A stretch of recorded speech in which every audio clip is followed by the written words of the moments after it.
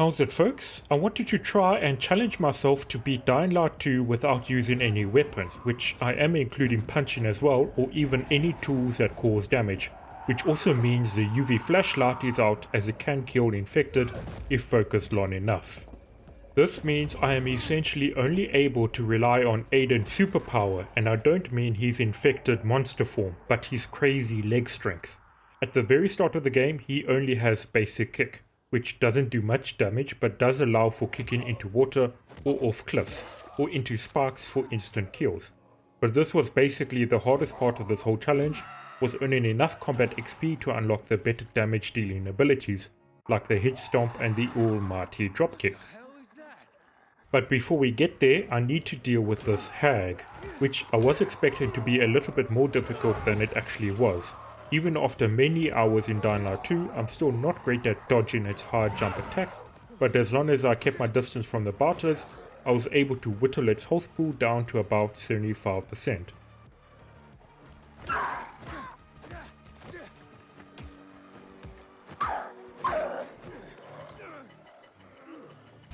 Before I got lucky and tricked it to return to the group of bouters just as the gas tank blew up, taking a fairly decent chunk of its HP.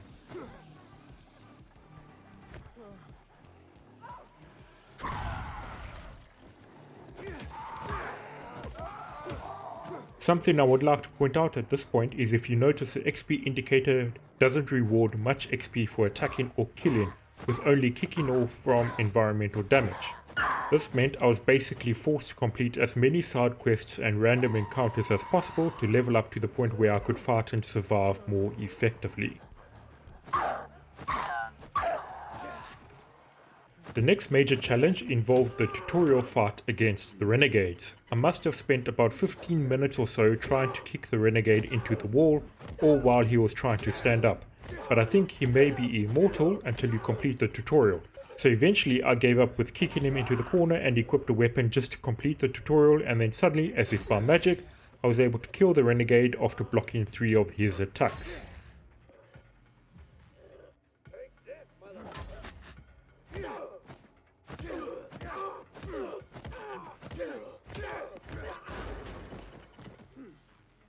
I did something similar with the next tutorial that introduced parkour attacks to block their attacks and perform the vault kicks.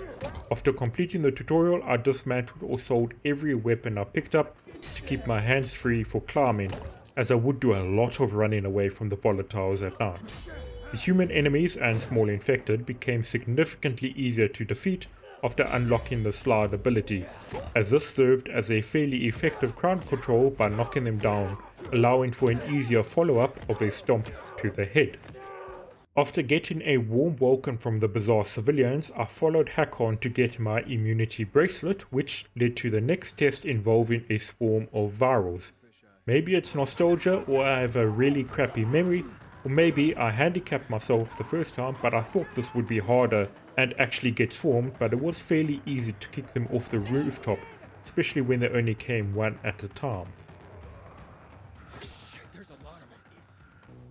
Sorry about this. What? Sorry about what? About that. On behalf of all its whores, bandits, and idiots, I christen you a citizen of Villedor.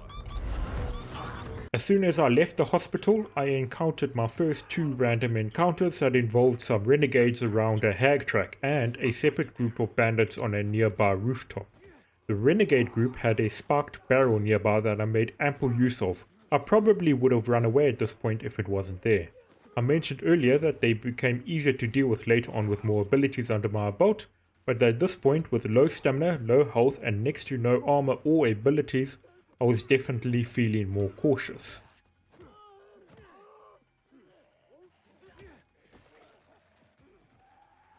The rooftop bandits on the other hand I was feeling a lot more confident about, as kicking them off the roofs was fairly easy, but instead of doing that for all of them, I left the last one to cook in the nearby fire.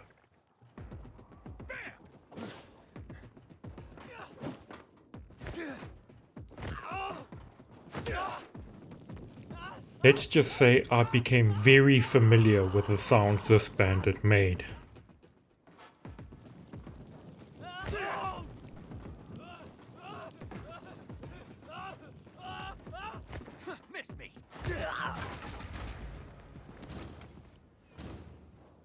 I also went around doing as many side quests as I could find to get that sweet XP reward, and after putting about 3 or so inhibitor upgrades into health, I was able to unlock the necessary kicking skills that would carry me throughout the rest of the game. After the initial investment into health for the kicking abilities, I put every single other inhibitor upgrade into stamina until I maxed that out, and then I put the remainder into health by the end game. So for most of the early and mid game, I was running around barely any health, but a larger and larger stamina pool.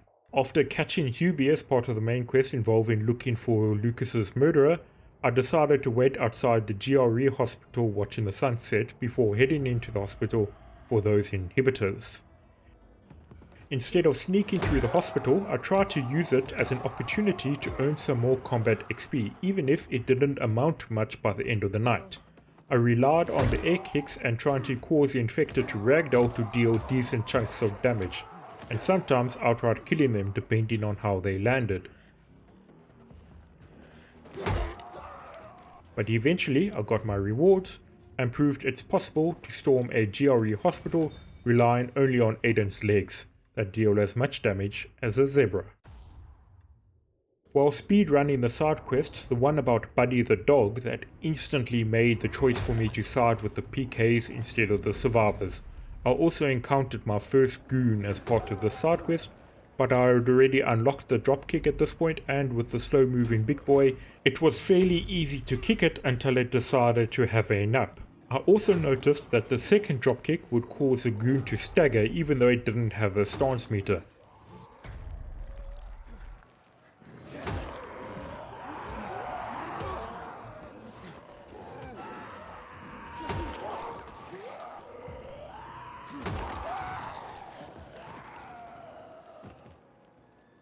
I don't know about you folks, but that was the hardest choice I had to make in this game. What did you all decide to do with Buddy?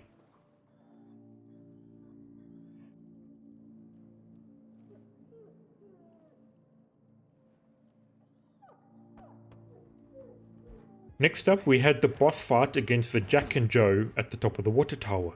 It's not technically the first boss fight, as there was one earlier with the guy with the bad Italian accent that sold zombie water, but that was part of a side quest, and the fight was basically me slide kicking him into a corner until he ragdolled and died. This one with Jack and Joe is a bit better, as I had more abilities at this point and I was also outnumbered. But after focusing Joe down, it was relatively simple to finish Jack afterwards. It did feel like I was bullying Jack after dealing with Joe a little too quickly though.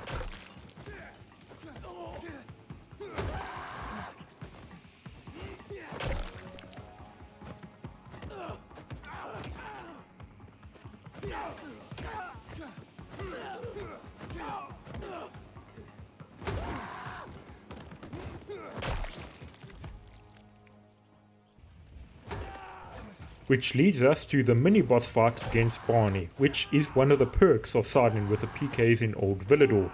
As Barney seemed to be letting out screams of joy as I was kicking him up the backside, I thought I would do him the favour of giving him the same treatment the next time we met, which happened not long after, dealing with his two mates.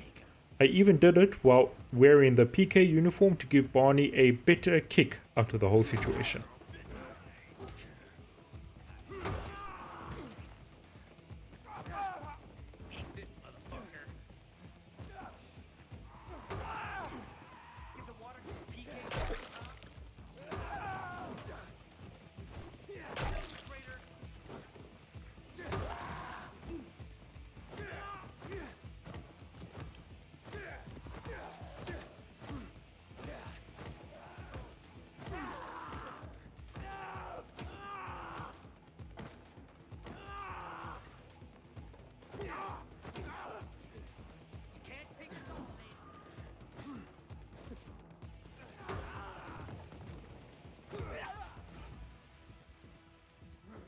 Then we meet up with Lawan, who did by far the most damage to Aiden during the entire playthrough. I still flinch when watching it. Why are you protecting that asshole? That it's not over yet. Wait. But getting his nuts crunched somehow also gave Aiden enough XP to level up the combat skill line. The next special infected we encountered was one of the ones I thought I would have to try hard to defeat. Surprisingly, the charger went flying away after the first dropkick, and then a quick head stomp finished it off, leaving me a little bit annoyed that I worked myself up for this fight, but I was over so quickly and easily. This may be another mistaken memory, but I thought chargers couldn't get sent flying from a dropkick, or maybe it's just possible with this juvenile version that it was out of breath after only a couple of charges. The Renegade fight afterwards was a sort of proof of concept, as this would be my first chance with Aiden's monster mode, as I wasn't even sure if he could kick or even use the kicking abilities while in this mode. Luckily it is possible, and I knew I could complete the final boss fight with this as a successful test. I basically skipped all the Renegades at the car factory mission, as by this point I had gotten all the XP and inhibitors I needed, so I was aiming to finish the story faster, hence ignoring the druggies trying to kill me.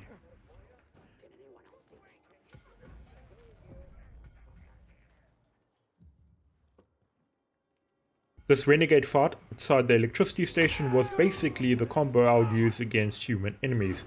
I drop kick to start off with, followed by sliding and head stomping any survivors.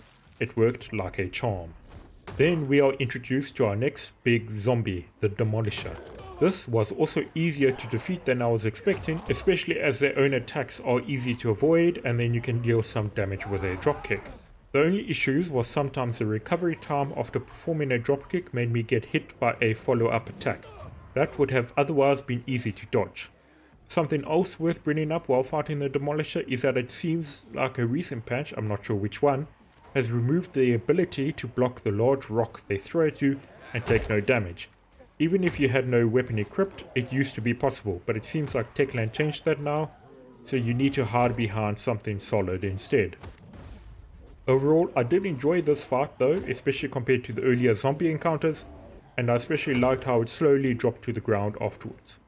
At this point, Aiden's kick is probably on the level of a giraffe instead of a zebra. The next major event took place in the VNC tower. While Aiden is panicking, thinking he is about to die, we get a longer monster mode experience along with a horde of zombies rushing at us to see who can last till the end.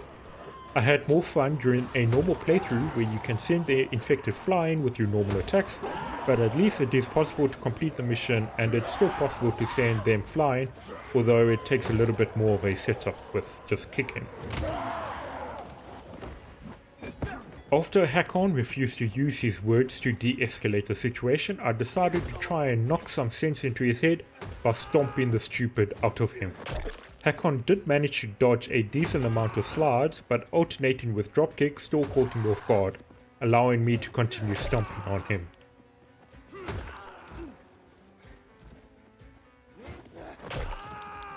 The fight ended a little early when Hakon had enough and decided to take a nap on one of the old church benches. After that, it was pretty much smooth sailing until the final boss fight with Waltz.